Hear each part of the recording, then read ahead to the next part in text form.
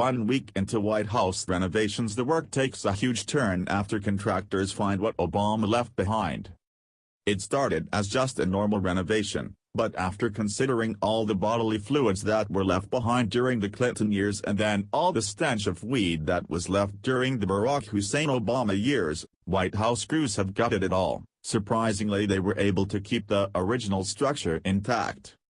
While President Donald Trump spent 17 days vacationing at his Bedminster Golf Club in New Jersey, the renovation and modernization of the White House are well underway. From August 4 through 20, the presidential mansion and most iconic house in the world will go through what is being referred to, a massive renovation that is more out of necessity than cosmetic. And not to mention, there is no other way to remove that stench of Marxism after 8 long years of Barry Soetoro. The work, which is quickly being completed by the General Service Administration Department, includes refurbishing of cracked stairs leading into the White House from the South Lawn, which has not been restored in over 64 years during the Truman administration. Performing exterior electricity upgrades. Power washing outside walls and resurfacing one exterior door.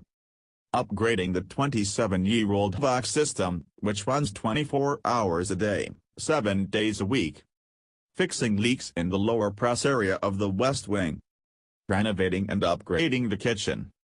Painting and renovating to freshen up the colors and switching out curtains and carpets. Removing temporary stairs by the press briefing room. Not sure why they need to fix the leaks in the press area, after all, swamp creatures need the moisture. Truman Reconstruction, 1948 to 1952. Major renovations. During the Depression and war years of the Franklin Roosevelt administration, the White House's annual repair budget had been neglected. With the approval of Congress, Roosevelt had made major additions to the West Wing and the East Wing to accommodate the fact that the office of the president and organizations that answer directly to him had grown enormously. As a result, the West Wing was still overcrowded and lacked a cafeteria and a press theater. When Harry Truman became president in 1945, he had detailed plans drawn up by Lorenzo Winslow to construct an addition on the south side of the West Wing that would satisfy its needs. Although ground was broken and appropriations made by Congress, clumsy handling of the matter raised concerns on Capitol Hill. Many felt Truman had sneaked the funding through, and among the public, many thought the mansion itself would be altered. Despite Truman's efforts, the funding was recalled and withheld even after Winslow produced a reduced version of the plan in early 1946. Mr. Truman's balcony. Irritated by the rejection of his West Wing expansion, in 1948, Truman decided to add a balcony to the south portico at the second floor level using money already allotted for White House maintenance.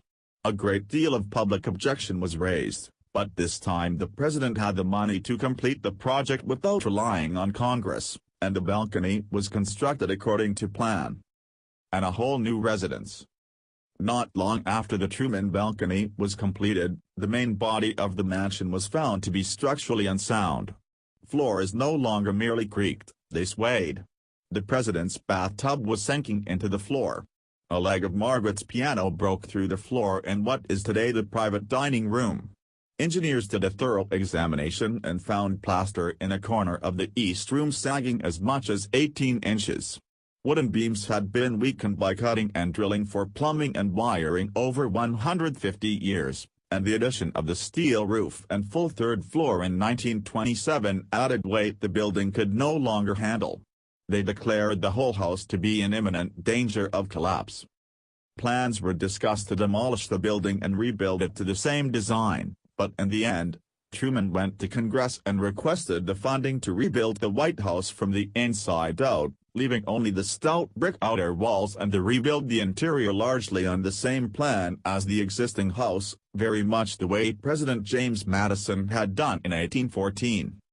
The old interior of the residence was dismantled, leaving the house as a shell with the 2 modern wings. Some of the existing interior detail was saved, especially fireplace mantels. Some of the scrap was sold as souvenirs. The mansion was then rebuilt using concrete and steel beams in place of its original wooden joists. Some modifications were made, with the most obvious being the repositioning of the grand staircase to open into the entrance hall, rather than the cross hall. Also, before the renovation, no baths connected with the guest rooms. Afterwards, all guest rooms had adjoining baths and separate baths were provided for the servants. One special consideration was the east sitting hall. The higher ceiling in the east room raised the east rooms about 3 feet in the original house, and 4 steps led into it, hampering the movement of the disabled, FDR and, after his stroke, Woodrow Wilson. With the use of steel construction, architect Lorenzo Winslow managed to reduce the difference to less than 1 foot.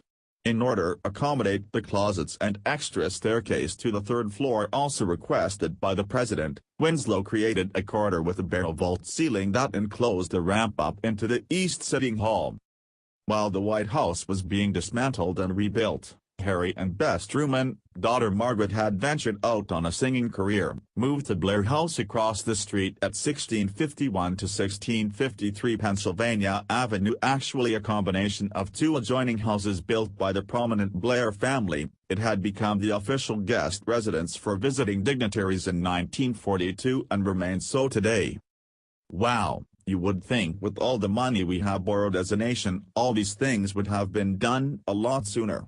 But then again, this is a great time. Pretty sure the mainstream media will somehow find a way to blame Trump for all this. After all, maybe he was the one who broke the stairs and made the ACH. Please share if you are proud of our White House.